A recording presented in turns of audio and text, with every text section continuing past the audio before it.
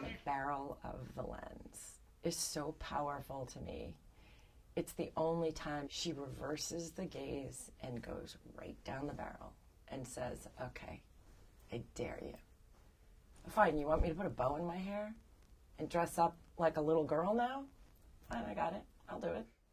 I got you, but the rules are different now. I'm going to make this situation work for me.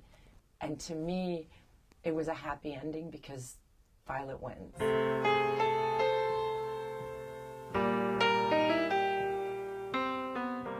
I had modeled since I was 11 months old, and my first movie role was when I was 9, and I did a horror movie.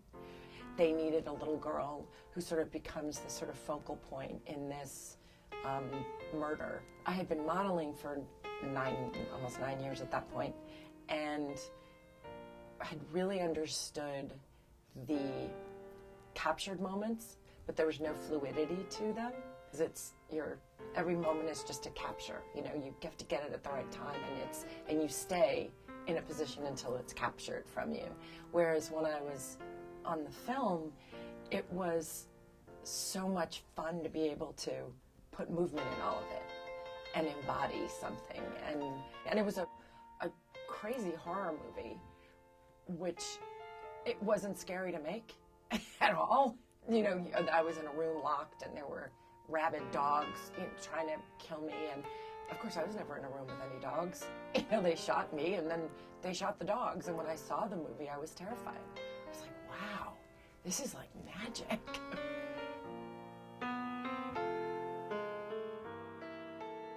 Pretty Baby was just out of the blue.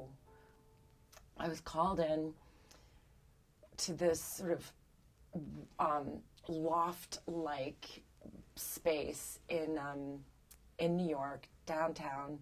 It was Polly Platt, Louis Malle. I think Tony Wade was in the room. Polly and Louis just talked to me. They just talked and asked me questions about my life and myself and living in New York and my school and all these things. And there was no, I don't remember a script. I don't remember reading anything. I don't remember, and I think Louis just wanted the essence of, you know, innocence in this age girl, you know, at 11. And they asked me about New York and the industry that was that was prostitution, but it wasn't. They asked me what I knew about it and what, you know, and in growing up in New York, what had I seen? My mom and I would drive to 42nd Street, and I was like, God, those girls must be so cold, you know, and like little hot pants, and they all looked so alone and sad and cold in Manhattan in the winter. And my mom explained the whole thing to me, and I thought, oh gosh, they must just, I hope they have friends. I hope they're, you know, that's where my mind went. And so we had discussions about that. It wasn't really pressured at all. And pretty soon after that, we had been told that I was cast as Violet in Pretty Baby. We were going to go spend the summer in New Orleans.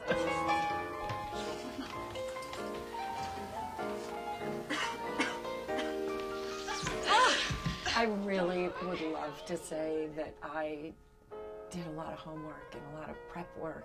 I showed up. I had a really good attitude. I wanted so much to be approved of and liked and accepted, and I wanted to be the good girl. I used to try really hard to make Louis laugh. He had this sort of mix of being like annoyed with the little puppy that just keeps wanting to play ball and play with me and play with me. And do you like me now? Do you like me now? Do you like me now? I don't have to explain myself to a child. I'm not a child. Excuse me, that is your opinion. Leave me alone. You hate me. My first impression was I thought he didn't like me because he was so quiet and hardly spoke to me. Polly did all the main questions. He would sort of maybe add something or elaborate on a question or just sort of, but he did a lot of just scrutinizing. in a not uncomfortable way. You know, it wasn't piercing. He sort of just sat back and sort of experienced this little person. And so that made me sort of bound around the room like a golden retriever puppy, because I wanted him to like me, you know. So I was kind of like, da, da, da, you know, not a showy thing, but sort of like, well, no, you know, because I just wanted to be a good girl. Polly was everywhere. She was kind of the boss, you know, formidable, a bit scary. I had no idea of her history. I did not really know anything about her, but she definitely was controlling the whole thing, you know. And if anything held up production, yeah, no, that wasn't gonna go over well. And did not know who Sven was. I was not aware of his work. He was unbelievably quiet, and he would just look, and then he would tweak, and then he would just... Lighting took hours. The lighting took longer than the filming. He lit the whole house and room. He didn't just light that little box that we were sort of currently filming in. You walked into an entire environment as if it was reality. And it was really magical, actually. Well, I have it now. You may relax. I feel like I'm gonna croak.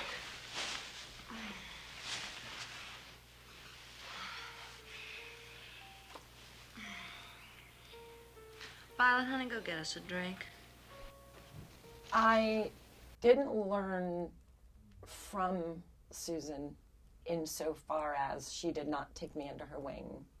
She was very much in her own sort of actor lane, and I don't know, to this day I don't really know if that was sort of a method approach, just because of the sort of that you know, very sort of difficult to navigate relationship with a mother and daughter, and this idea of competition and this idea of a threat, you know, from the young nubile coming up, and where the character's sexuality and her power come from, while dealing with this young girl who is basically being introduced to sort of usurp her thematically. Oh, I think she was going through a lot personally at the time, and she was extremely professional, so very good and talented. And so what I learned was just from watching her, you know, watching her take it seriously, really be prepared, work ethic, and really choosing to kind of morph into Hattie. Do you think I'm pretty? Yes, I certainly do. Keith was absolutely the kindest, sweetest, delicate man to be in that position with. He was so generous and so caring about me, and I look back and think it must have been uncomfortable for him. And how do you sort of get around that? How do you not make that my problem? A really, really touching moment that just taught me so much and gave me such a safety net was we had our first kiss. And, well, it was my first kiss in real life. And no matter what I did and tried to think of and whatever, I was just like this. And Louis was getting so mad at me. And, you know, again, he never got really riled up. He was steady and kind of quiet and really intense. But he just got mad at me. And he couldn't help himself. And he's like, why you to do that? You know, and I was like, I don't know how to do this. Like, I don't know what to do. Like, I can run down the stairs because I was a kid. I was like, oh my God, I don't know how to do this. This is the first time. But there's only one first time. And I was like, I started to just panic. And Keith said to Louis, can I just have a minute with her? He said, it doesn't count, right? And I said, it doesn't? He goes, no. He's like, this isn't a first kiss. He's like, this is pretend. This is like make-believe.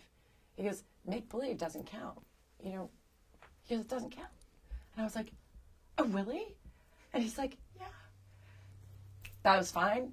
I still closed my eyes, but I was like, I was able to sort of take this sort of initiative in a way and know that it didn't count against like the box that I would check off with the first kiss I wanted to have with so-and-so, from my class. So they were very different experiences. And Louis just sort of let them all unfold the way they kind of were unfolding off camera too. I wasn't asked to do anything, to change whatever was rather innate. I mean, I really wasn't even asked to act, to be honest. He didn't want me to be Lolita. He didn't want a seasoned actress thespian. He didn't want someone to try to act innocent. It was important to him on film to have an embodiment of that innocence, so that even throughout the loss of innocence, the sort of all of the symbolism of that cinematically, it was less tragic, and you watch the character by the end of the film reverse all the voyeuristic sort of the perpetuation of being victim to the voyeur. If you get out of a kid's way, I think you'd be surprised. I just wasn't slick. He didn't want that, evidently. So I learned more about the technicalities of filmmaking, the lights, where, the angles, when natural lighting was used, when, what filters were there, what it meant, and with the camera working, and the checking the gate, and all of the script supervising, I was like obsessed with. There was order, and it was about everything else but craft for me, and that's what I thought. I thought acting was that. I thought that was the craft. If I had to cry, I pretended to cry. I think I learned more about acting and all of it years later, watching it, and sort of coming to this realization that maybe I did have some raw talent. And so I didn't feel like I was really getting an education, but it didn't seem to matter. Everybody seemed to be happy with what I was doing, and I felt approved of.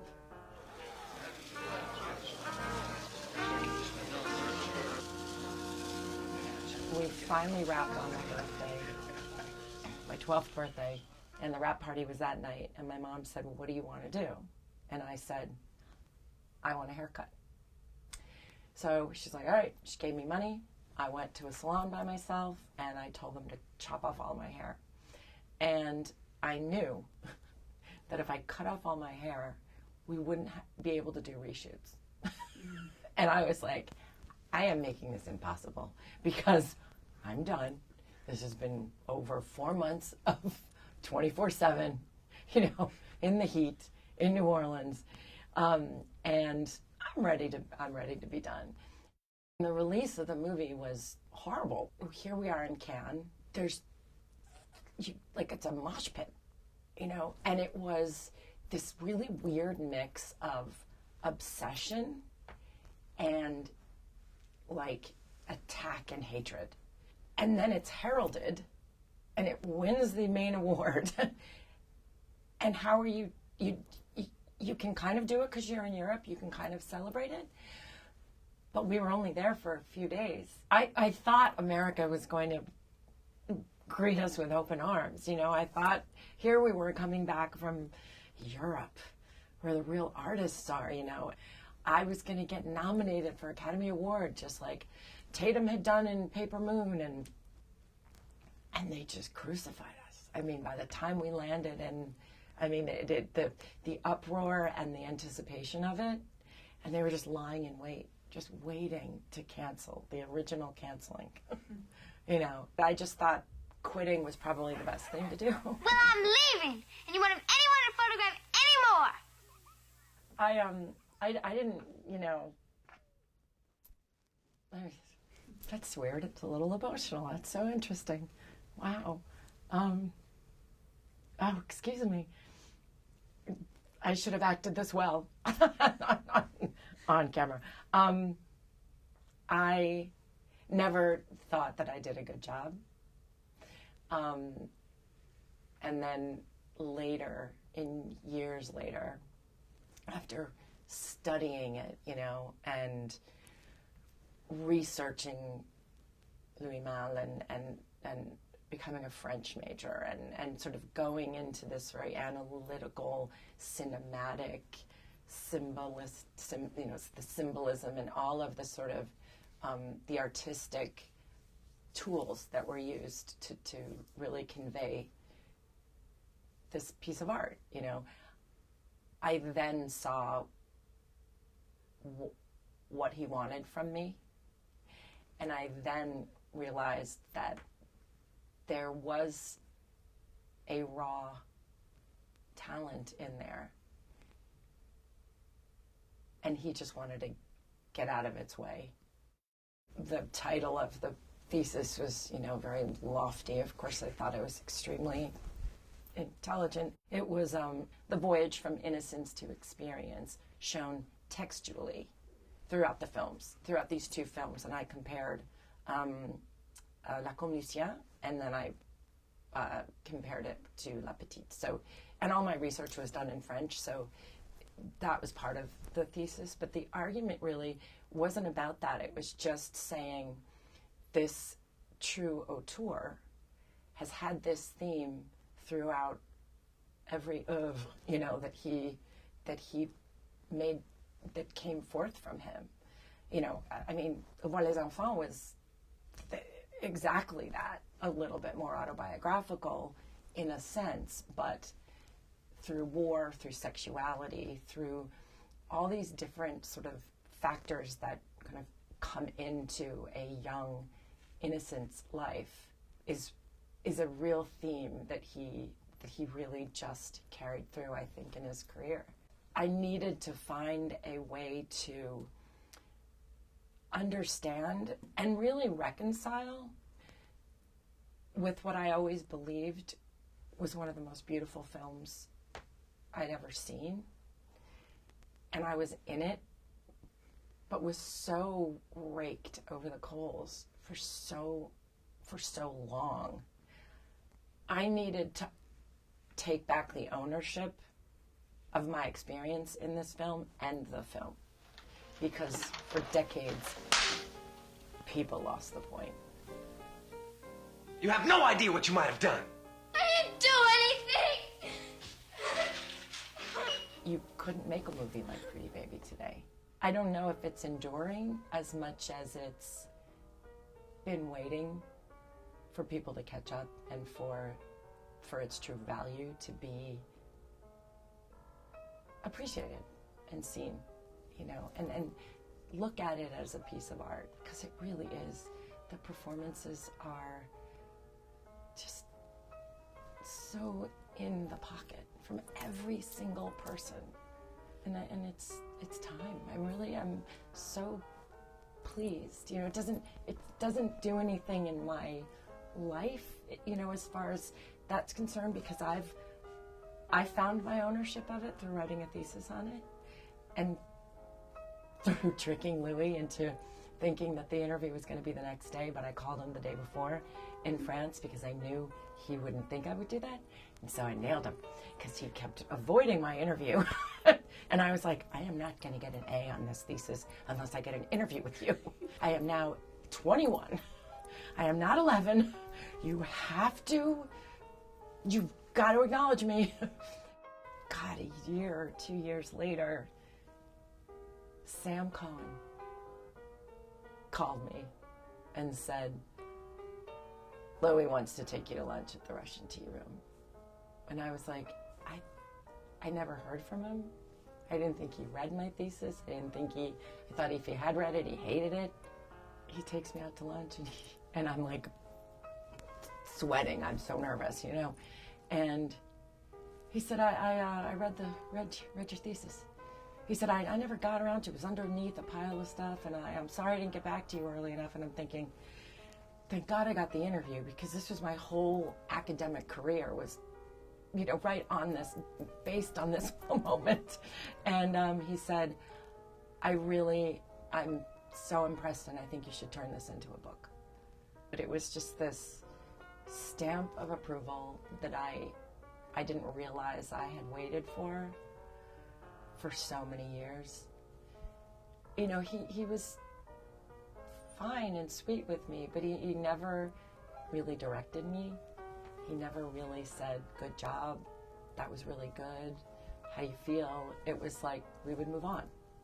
He got it, and I would move on to the next thing, you know. So I sort of had this like, you know, little puppy sitting on my hind legs and kind of going like, okay, well, and if it just makes sure everybody likes you, I guess you're doing something okay, because he's not mad, you know. And so all these years later, to have that kind of full circle moment where he, you know, I was a contemporary at that moment, in that moment. It was kind of a love letter to him in a very sort of, you know, scholastic way. I think it's an important movie for people to see as art, as film. And yeah, the thematically, you couldn't get away with it today in America, but isn't that ironic? Because it's not in your face. It's so beautiful. And the parts that make people uncomfortable should be uncomfortable, you know, and they're true. So it's, there's nothing salacious about it. And I think that it's really important that gets said and seen today.